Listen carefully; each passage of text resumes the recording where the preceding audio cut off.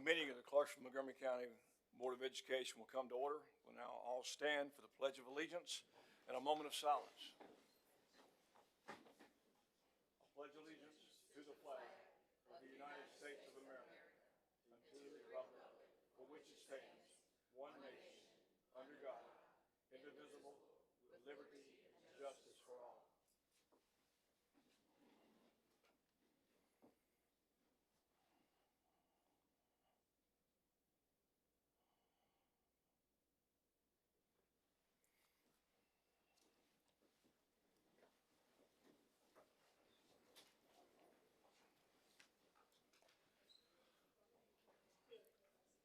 First item on the agenda is Point of Pride Awards.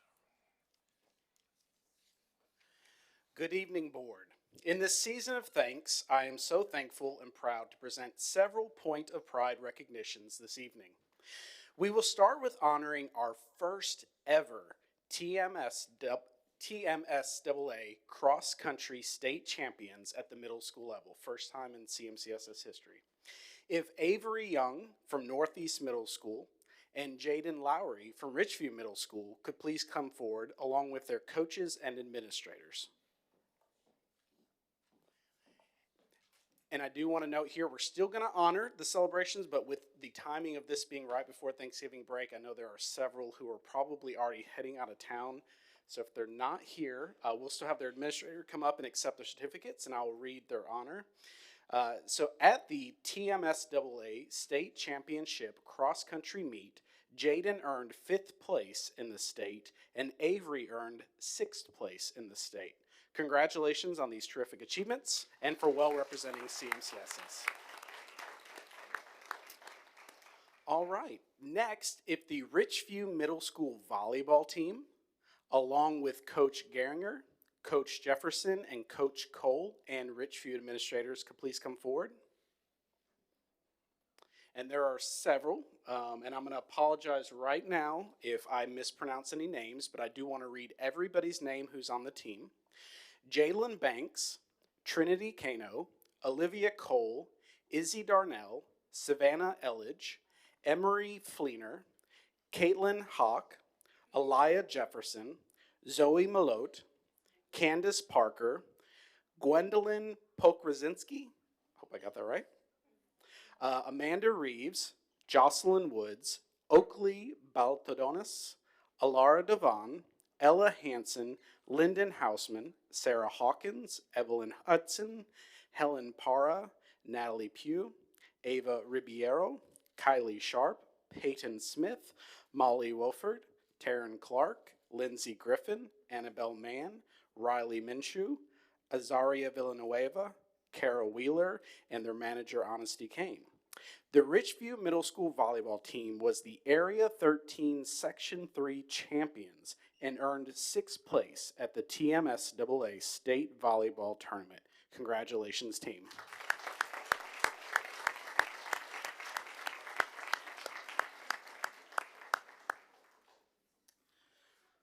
All right, moving over to TSSAA high school athletics, we have individuals and 2 golf teams that ranked at state championships, and both are from Clarksville High School.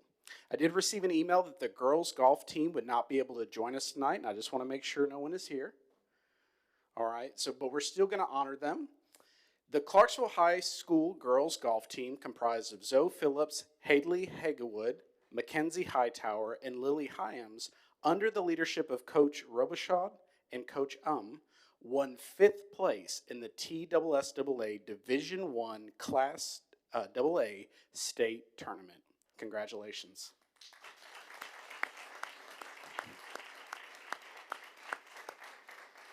Now, if the Clarksville High School boys golf team with Coach Busby and school administrators could please come forward. Team members on the boys golf team include Parker Elkins, Cooper Jones, Braden Parker, Briley Hagewood, Cord Cunningham, and Ethan Haston. The Clarksville High School boys golf team was the runner-up at the TSSAA Division I Class AA State Tournament, Additionally, Parker was the individual state champion, and Cooper was the fourth place individual at the state tournament. Congratulations, Wildcats.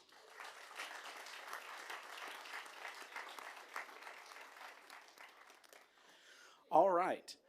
Now, if I could have the Rossview High School Playhouse with their director, Miss Llewellyn Wilcox, and administrator representatives, please come forward.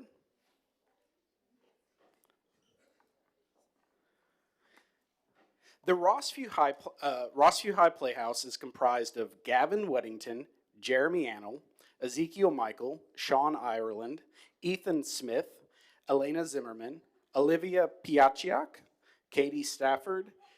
Did I get that right? How close was I? Piaciak? Piatic. Okay, I wasn't close at all. Olivia Piatic, Katie Stafford, May Valentine, Dylan Thomas, Jalen Soto, Rain Rasnick, Caroline Jones, Blair Bible, Hania Abubukar, and Ace Hannah. The Rossview Playhouse earned second place and the Best Newcomer Award at the Tennessee Theater Association Secondary Theater One-Act Play Festival. From this performance, they are the first CMCSS program ever selected to represent Tennessee at the Southeastern Theater Conference next March. Additionally, there were several individual and group awards at the state festival. When I read your name, if you'll raise your hand so everybody can see who you are. Gavin Weddington won Best Actor. Ezekiel Michael won Best Supporting Actor.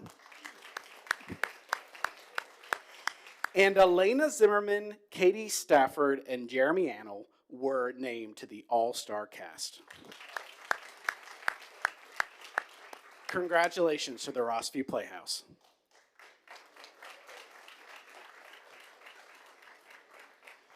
All right, and our last awards were presented at the Tennessee School Board Association Annual Convention. If I could have representatives from Lyle Cook Martin Architects Incorporated, the CMCSS Operations Department, and Kirkwood Middle School Administration to please come forward.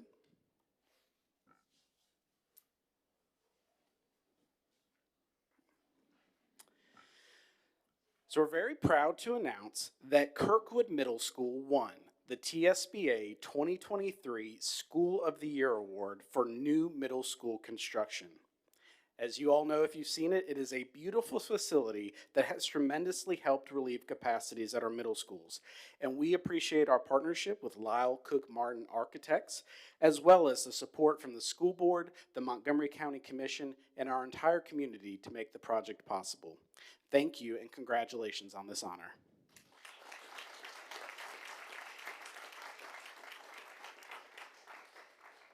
And finally, if our board vice chair, Mr. Jimmy Garland, could please come forward. Pretty please.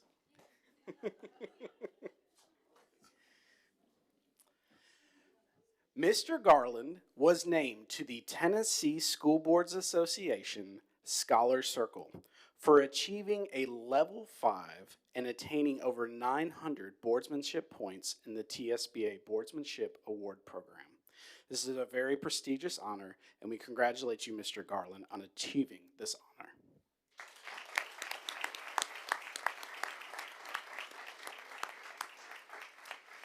That concludes this evening's Points of Pride. Thank you. Our next item is public participation on the board member. We have 2 tonight.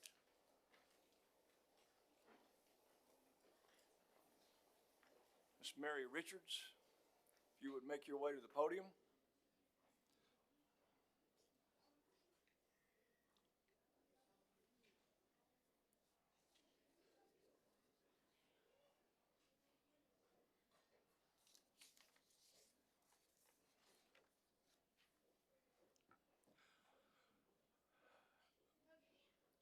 We appreciate you coming.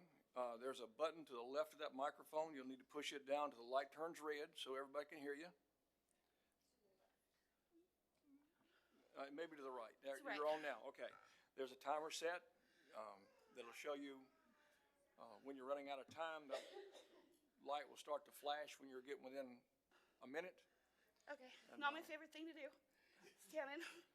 But, okay, so, because of the pandemic, my son had haphazard education beginning in 8th grade, and then he didn't do well with virtual in 9th grade. And in late July, before his sophomore year, he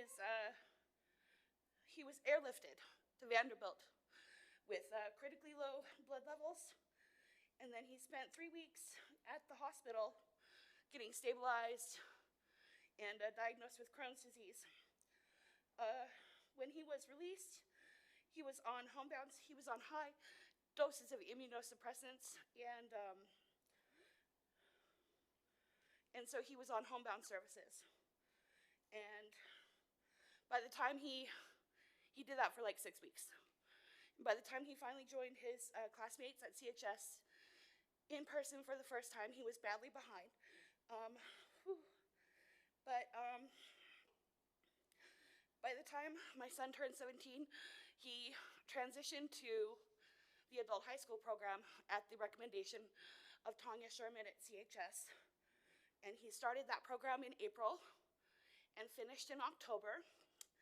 And now he is working at the highway department in the youth employment program while he waits for a spot at the TCAT for the diesel mechanic program. So I am just here to express my gratitude to CMCSS for credit recovery program, homebound services, adult high school, because my son probably wouldn't have been able to be on a path to success without these programs. So just thank you, CMCSS, and for all you do for those that don't fit into the traditional kindergarten through 12th grade track. Thank you.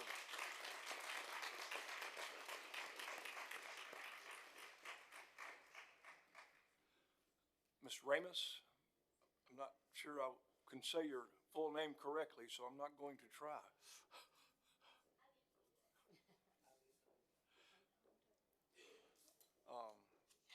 Again, you'll press the button at the bottom of the mic to make it come red. When it's red, it's live. A timer will be on, and it will begin to flash when you have 1 minute left.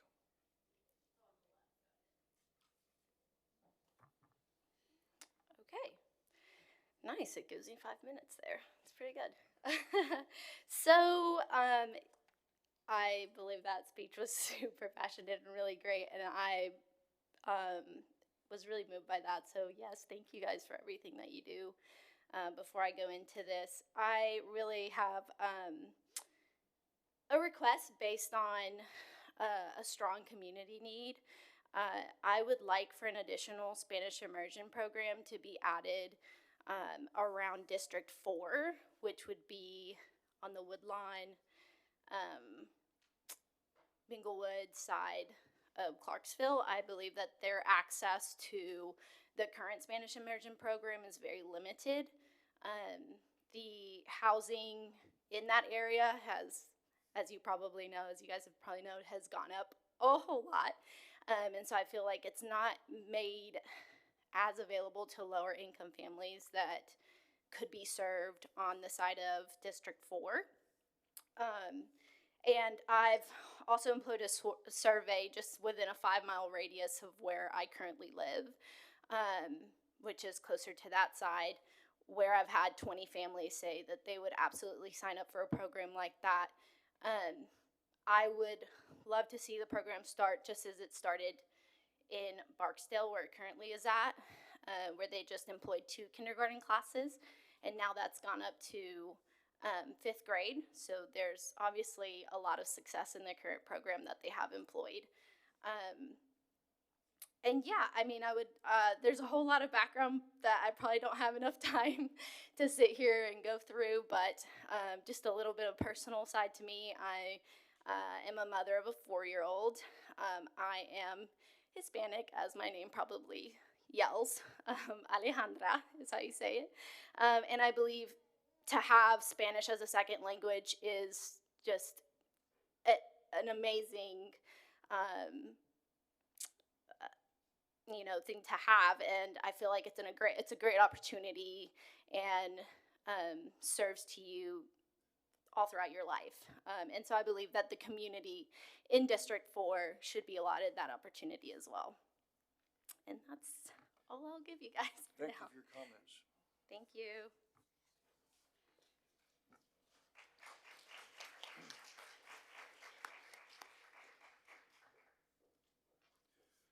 Next item be approval of consent agenda. Have a motion from Mr. Garland and a second from Mr. Nelson. All in favor?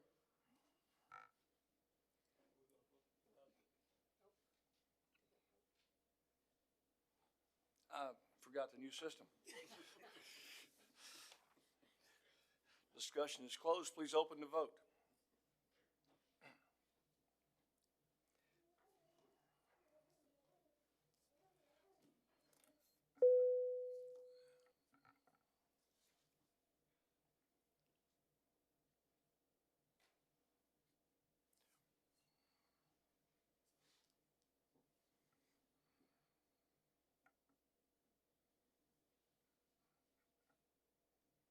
Is everyone happy with their vote?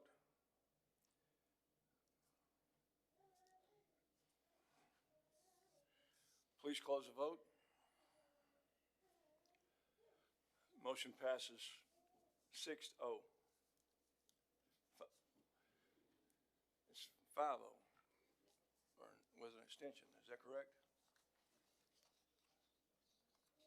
Excuse me? Yeah, but I'm showing 2 not voting. One's not here. Okay. It passes either way.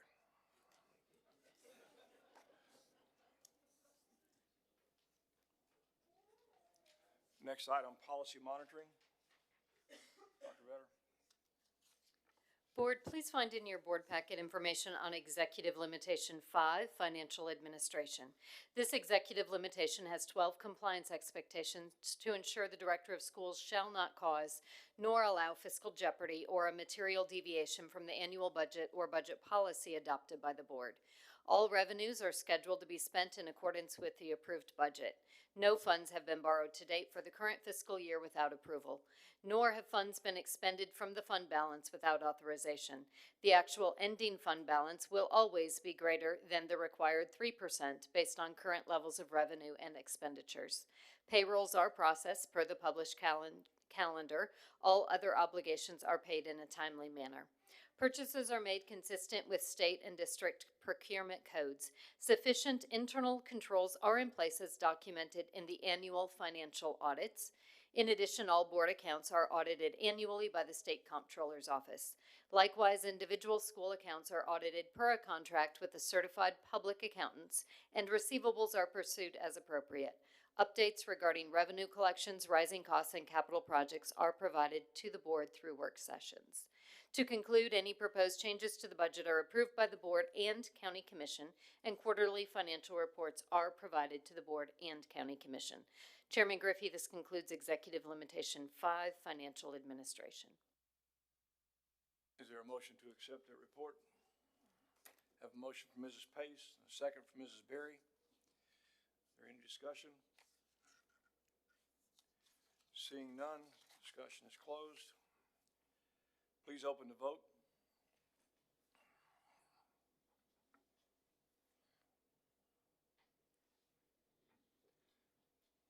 Is everyone satisfied with their vote?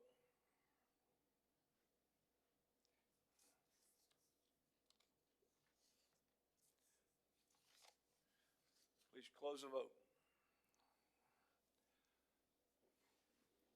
Passes 6-0. Next item, reports. Dr. Vetter. I'd like to welcome Chief Operations Officer Norm Brumbley. He is going to discuss goal number 8, addressing school capacities.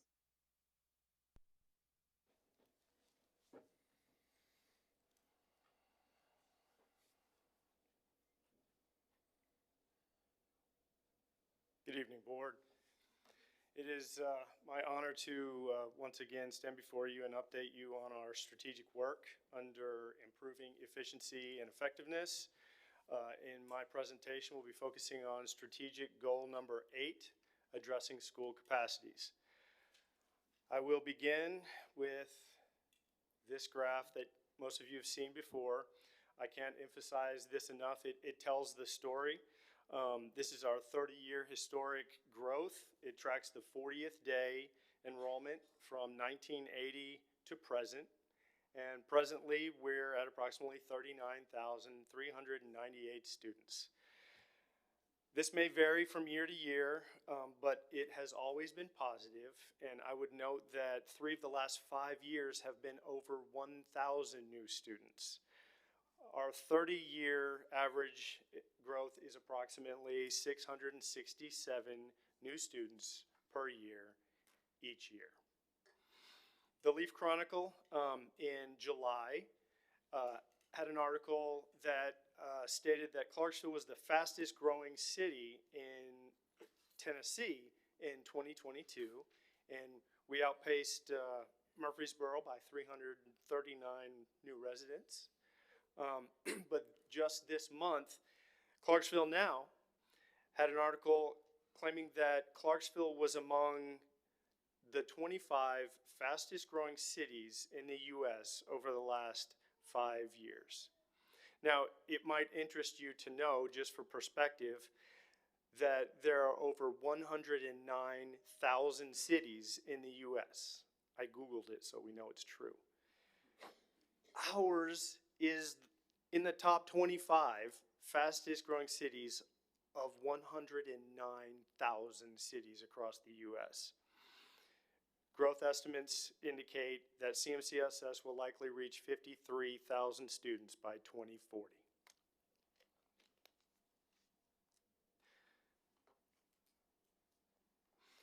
So we continue to see this happening all around us. Just drive down any road in Montgomery County. This is data provided by the Regional Planning Commission. This is the data we use to get a short-term and a long-term view of where that growth may occur. The 2 sets of data are the blue boxes, which are building permits from the last year. So that gives us an idea of the short-term outlook, where homes may be built in the next 2 years. And on this map, there are 922 building permits active in Montgomery County. That's actually down from last year. The long-term look is the red box, or are the red boxes. Those are approved residential lots. So those aren't zoning cases. Those are actual subdivisions that already exist, that have already been subdivided, that are just waiting for someone to pull a building permit on to build a home. There are 8,558 approved lots on that map. I would also point out that the growth compared to last year's presentation seems to be moving in a clockwise direction from the north to the northeastern areas of Montgomery County. How will we address that? We will address that future growth through continued dialogue with the county commissioners, with the Regional Planning Commission, and with other local and state agencies to monitor and track the growth and plan appropriately.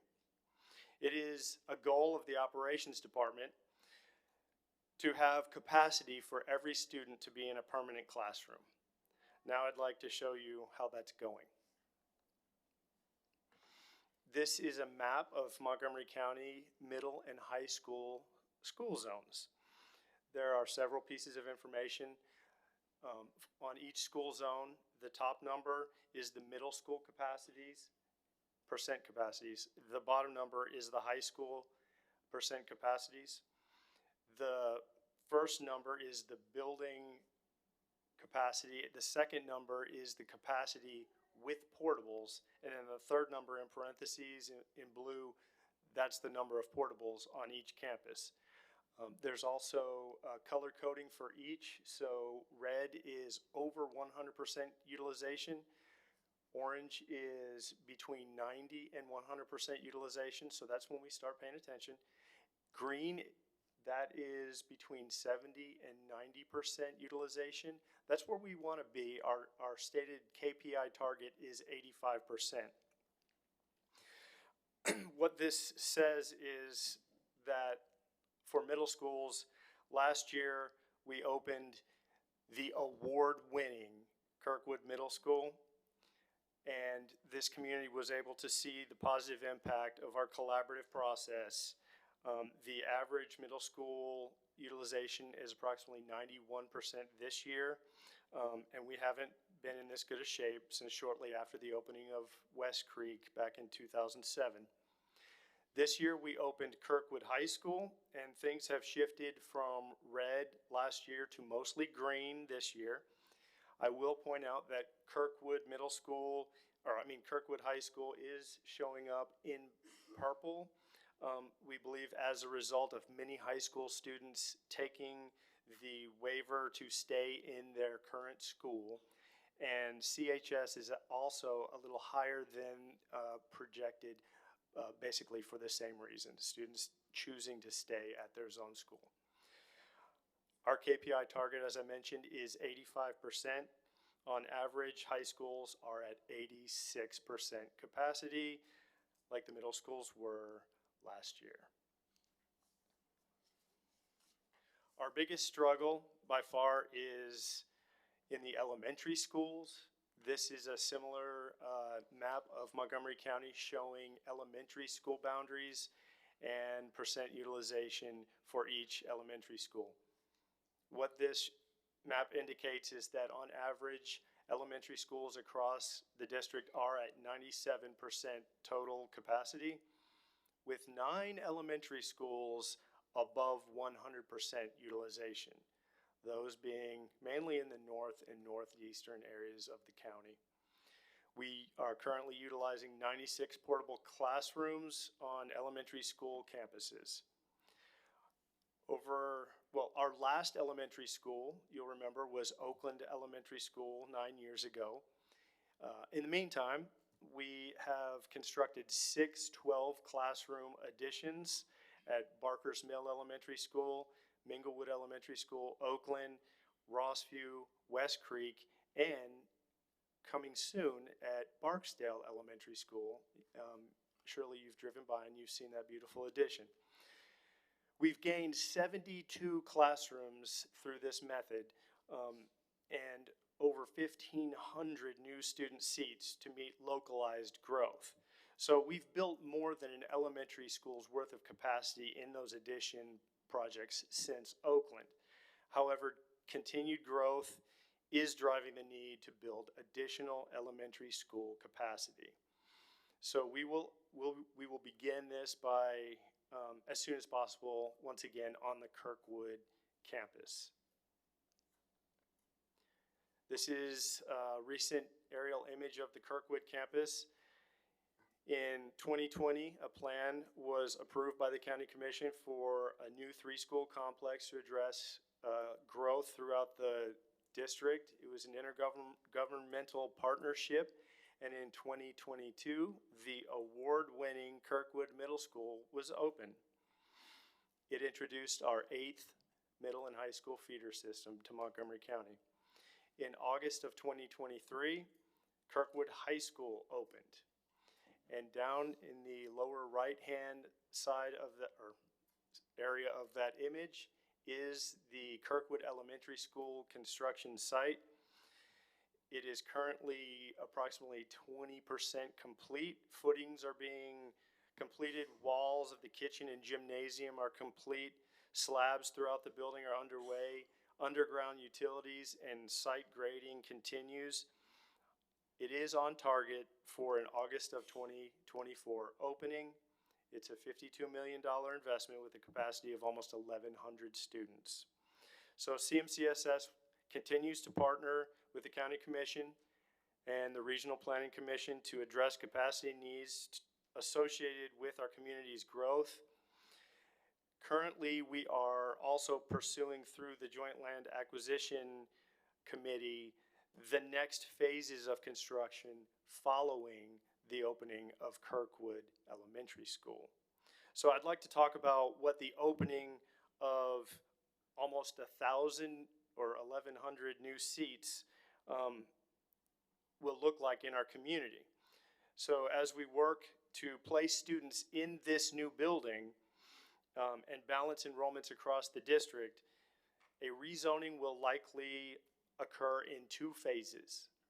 The first phase will be in the 2024-25 school year with the opening of Kirkwood Elementary School. The second phase would be effective in the 2026-27 school year with the opening of elementary school number 26. The first phase will likely be more significant, touching boundaries at schools all across the community. The second phase will more likely be isolated to the northwestern region of the city as boundaries shift for the 26th elementary school. The district zoning plan is as follows. Just for background, in August of 2023, the district again partnered with RSP and Associates. That's a team we have experience with. They have 20 years of experience in K-12 zoning and planning and capacity analysis. In September, the zoning process commenced and we began collecting data from local agencies. In October, initial sessions were held with the technical team. Those are the staff that are working in those local agencies and in CMCSS and on the RSP team. And we began creating student forecast models, conducting enrollment analysis, and generating growth forecasts using Planning Commission data into the future. At this point, I would note that the Commission's approval of the land acquisition resolution in September for elementary school number 26 allowed us to proactively build that into the plans that we're making now, so we can incorporate that school site into our zoning strategy. And this will allow us to align zoning efforts to reduce the need for multiple family rezonings or relocations in the near future due to the next school opening. And it also allows us to visualize other strategic instructional opportunities given this unique moment of opening 2 elementary schools within 2 years, both on the east and the northwestern side of our city. This month, November, we are hosting public engagement sessions. Informal sessions were held on the 14th and the 16th. And this week we've been crunching that data and considering that feedback that we received at those public forums and trying to revise our plan as best as possible based on that feedback.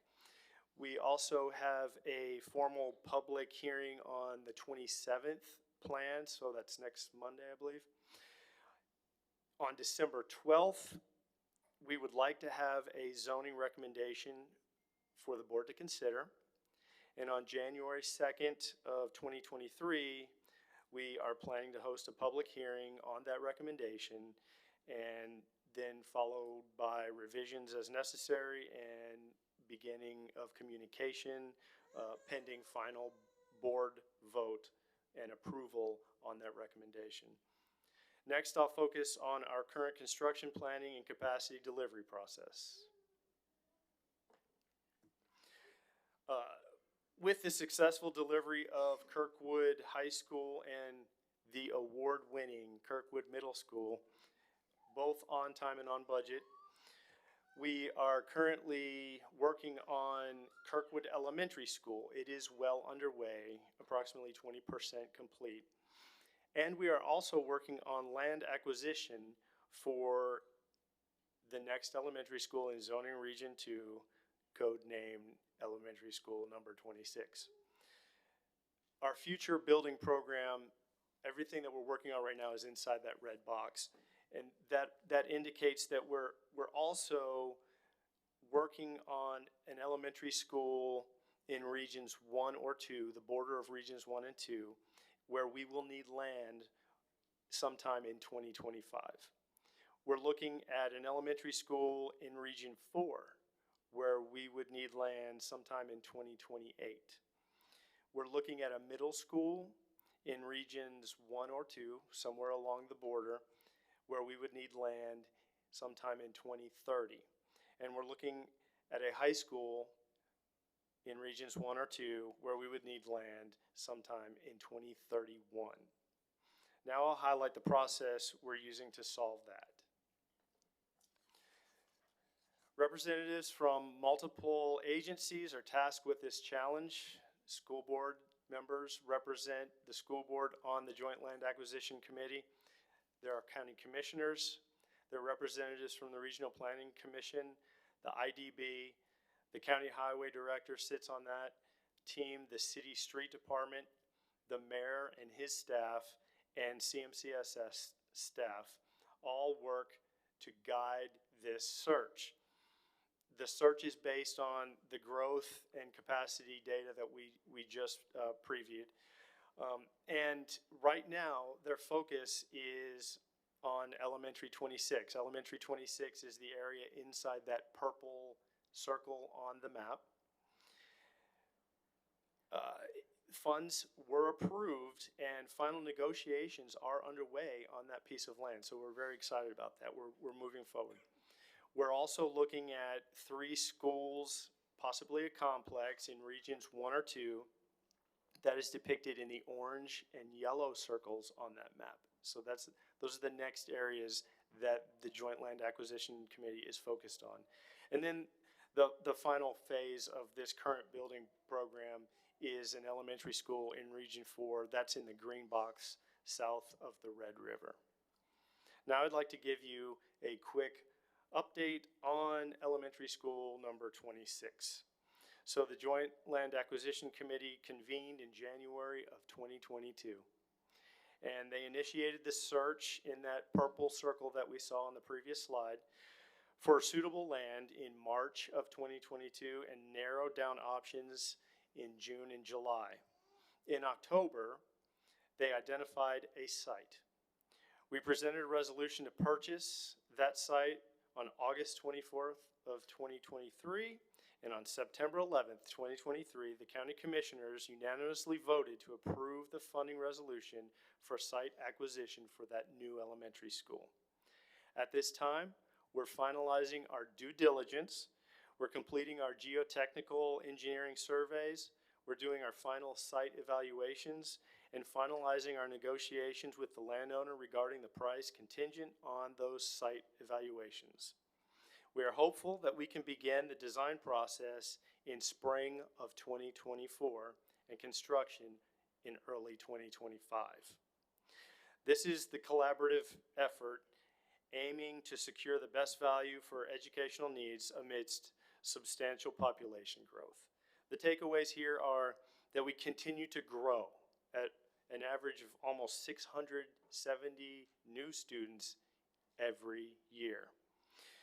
We will continue to partner with the County Commission to address capacity needs associated with our community's continued growth, and we still need land to meet our future capacity needs.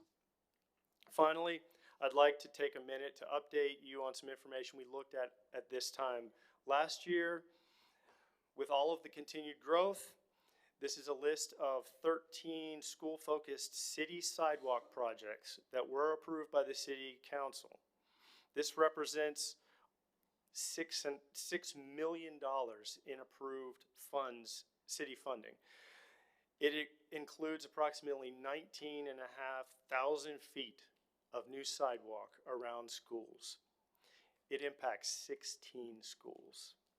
We are very excited about this work that is taking place, and the update here is that all of these projects are still underway. Some of this work has already been completed, and some have experienced delays due to liability issues, access negotiations, and acquisition regarding private property. But all of these projects are still underway. Here are some examples of these projects. The first one on the top left of the screen is E Street, right in front of Burns Darden. And if you squint real hard, you can see the survey stakes. The second one down at the bottom is Meriwether Road at the Northeast Complex, where you can see new sidewalk to Meriwether Farms. The neighborhood north of our campus can now access our campus safely using sidewalks. The third one is a new sidewalk along Cardinal Lane at our Rossview complex.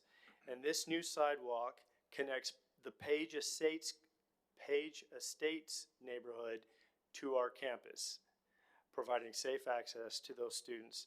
And then, not to be left out, in addition to the city projects, we are also pursuing some improvements in the county, and I put this one on there just for informational purposes.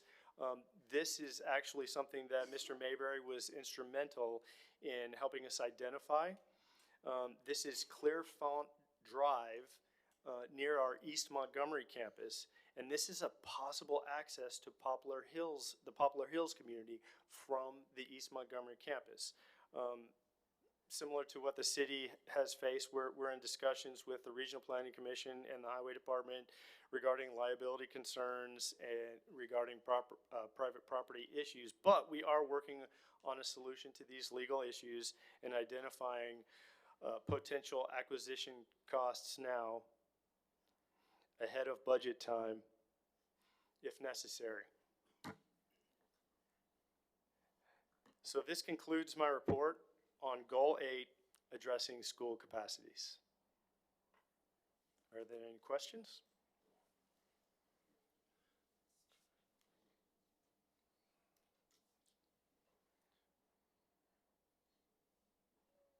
Mr. Mabry. So just a comment, I appreciate your work there. I know the people of Poplar Hill will be really excited if they were able to get that sidewalk in. It'll alleviate a lot of traffic at East Montgomery Elementary School. So I'm excited to see that. Thank you. We are too. Mr. Nelson. Thank you for that presentation. Very well done. I just want to ask a question. In consideration of the new schools that are going to be built, have we considered building maybe some sort of serpentine roadway for dropping off the children? Because I know right now some of our schools have problems with traffic backing up significantly. They do. It's a function of the size of our buildings. So the more people we bring together in one place, the more traffic we bring to that place. We have expanded our the formula that leads to our, we call it storage, and the storage length continues to increase for our new schools. So yes, sir, we are reevaluating our storage formula for parent pickup. Thank you. On your public participation, when you're zoning, what was the turnout for that, for your participation, numbers wise? It was a Zoom. Zoom. I would have to get that information from the communications department. And the one on the 22nd is also Zoom? That is correct. Okay. The 20. 22nd is in person? January 2nd. Okay. This coming Monday is a Zoom. Yeah. Thank you. Appreciate your report. Thank you, board. Happy Thanksgiving. Oh, I'm sorry, I missed one. Aaron, Yes. I'm sorry, I didn't mean to cut I'm you sorry, off. I forgot I had a question from earlier. I'm sure many of us have I know I've gotten public comments to me about the rezoning. What's the best way to communicate that kind of information to you guys? We have been telling folks that you can participate in our Zoom meetings. There's also a link on the CMCSS website, and there are several different methods that we've made available to the public. Would you like to? I'm sorry, I mean, if we directly get feedback and I want to communicate it to you, what would be the best way to do that? Oh. I think Anthony's trying to talk. Our communications department would like to. There we go. Yes, if you actually just want to forward that directly to me, or you could forward it to Elizabeth Vincent. We're collecting that along with the stakeholder feedback form on the website and providing that information. In fact, today we spent some time looking through the feedback that we had. So absolutely, you can welcome to send it to me or Elizabeth Vincent. Sounds great. Thank you.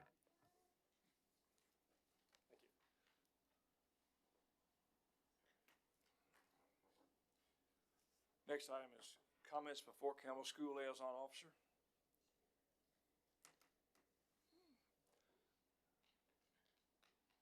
Comments by CMCEA Representative. I was looking back there for you. Hi, I'm Steffi Outlaw, Clarksville-Montgomery County Education Association.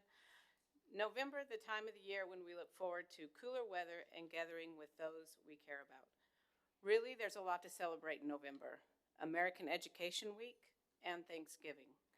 First observed in 1921, American Education Week is an opportunity to celebrate public education, to inform the community of our public schools' accomplishments and needs, to secure cooperation and support from the public, and to honor individuals who are making a difference in ensuring every child receives a quality education.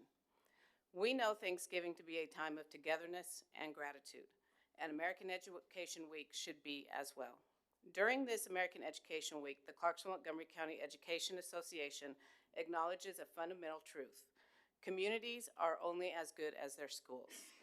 As we take time this month to express our gratitude for all that we have, the Clarksville-Montgomery County Education Association includes our educators on the list of things for which we are thankful. The educators in our district work hard every day to ensure that our students have the best learning experience possible, but we cannot do it alone. Ask yourselves, what do we want to do together? What can we do together? It takes all of us, families, educators, and communities, to ensure our students have the best learning experiences possible. CMCEA is committed to making our community and public schools the best place in which to learn, teach, and live. We are proud to begin the collaborative conferencing process, which will strengthen our partnership with the district leaders and school board members. In that effort, as we imagine and plan, what can we do together that we cannot do alone? Thank you, and I hope y'all have a happy Thanksgiving. Thank you. PET Representative. Thank you. Comments by County Commissioners. Happy Thanksgiving. Comments by board members. Mr. Nelson. I just want to go ahead and also wish everybody a happy Thanksgiving. And as we go into this Thanksgiving season, let's just take a moment to reflect on how some of the countries around the world currently are in the midst of turmoil and the midst of war, and that those who cannot sit down and have those dinners together with their family, let's just keep them in your thoughts and your prayers, if you would. Thank you. Ms. Pace. I'd like to thank Ms. Richards. It's a breath of fresh air to have someone to come in appreciation to address the board rather than criticizing. Thank you so much. You're appreciated. Mr. Garland. Now, I would like to thank the board, the staff, and the community for allowing me to serve. I've been on this board for a long time. Some people say that's time for me to go, but I'll go when it's time. But recently, this weekend, I've turned over my seat as the director for the Mid-Cumberland District. It was a bittersweet moment, but I did it because one thing that for the last 5 or 6, about 8 or 9 years, the board has allowed me to serve in that capacity. They supported me when I couldn't be here. They make sure that I got the information I need when I wasn't here. But I would like to thank everything that goes on, and thank all of you for everything that goes on in Montgomery County. Mayor Pitts was at one of our forums up in Nashville this weekend, and the number 22 come to mind. 22. He said every day 22 people move to Clarksville-Montgomery County. 22. I don't know whether he meant 22 families or 22 individuals, but 22 people, that put us over 700 people a year that comes here that actually grow this community. Clarksville is a nice place to live. The people are friendly. And, you know, it's nice to know that we're in a community where we can actually communicate and that we can actually appreciate. Again, I would like to thank those that did come before the podium today because it's refreshing. I've listened to board members talk about how they're being treated during their meetings. And I just thank all of you for just loving on us and allowing us to do the work that you have hired us to do. Thank you. Ms. Berry. I would like to thank Ms. Richards again for her positive comments. This board is committed to make sure that we do what's best for every child in every way, every day. And we work very hard. And I want to thank Mr. Jimmy Garland, who has represented us well on the board for TSBA. You know, when the rest of us get to sleep a little later when we're at the conventions, Mr. Garland has to be in his meetings at 7 o'clock in the morning, and none of us envy that. However, we thank him for his hard work, and I want to also let you know that we were recognized this past weekend for School Board of Distinction, which was not mentioned earlier, but we also received that award, and we're so grateful for being in such a good county with wonderful people supporting the board, and we will be working hard for you. Also, you know, I love to talk about kindness because everyone can be kind, and kind is the chain by which our society can be bound together in unity. And so thank you for all you do, and try to do an act of kindness every day. It may not cost you anything. Thank you. Thank you, Ms. Berry. Mr. Mabry. I echo, I want to thank Ms. Richards and Ms. Black Ramos for speaking today. I love it when people from the public come and speak here. It was great being part of the TSBA weekend this last weekend, and I just want to say that. And my second one, and it's great when all school board members in the state get to come together, and that was fantastic. And I also want to thank publicly Dr. Jean Luna-Vetter. One of our sessions was talking about if you have a great superintendent, let them know. And I really believe we have a great one here in Clarksville-Montgomery County. So thank you very much for all that you do. And happy Thanksgiving. I'm going to be brief. Normally don't say anything. But again, I want to mention Mr. Garland and the sacrifices he's made to represent this board and this county on a state level for several years. And what a good example he has set for this board to follow. I want to congratulate the board as a whole on their recognition they always get at the state level. And the amount of people that come to us at other boards asking for ideas because of the good things they hear about the system. And that's a contribute to the board, the staff, and the director. That wouldn't happen if it wasn't for the county commission and the way that they work with us and cooperate and see the things that we need and allow it to be possible for us to put those things together.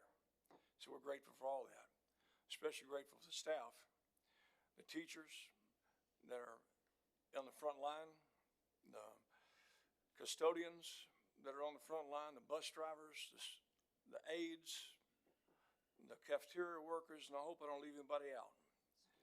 I did. But there are so many people that make this system as strong as it is, that this board is allowed to be recognized when it goes places. It's not the board, it's the people that work at this district. And we're very thankful for that. And happy Thanksgiving. And that concludes my remarks. Dr. Vetter. Good evening, board members. First, I would like to thank our county and city mayors for leading the charge from city and county employees to collect school supplies for our teachers in partnership with the Education Foundation. Today, they collected over 10,000 items together, and today the winner pied the loser live on social media. I would encourage everyone to check out the video online as Mayor Pitts pied Mayor Golden, to include the hair.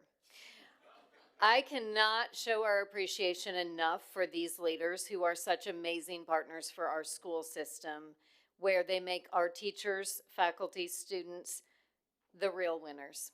In this month of Thanksgiving, I would like to thank all the team members of CMCSS, everyone who contributes daily, to include the school board, who serves our students. We are blessed to be part of a public school system that continually puts students first. I hope everyone has a happy Thanksgiving. Mr. Griffey, this concludes my report. And that concludes our agenda. This meeting is adjourned.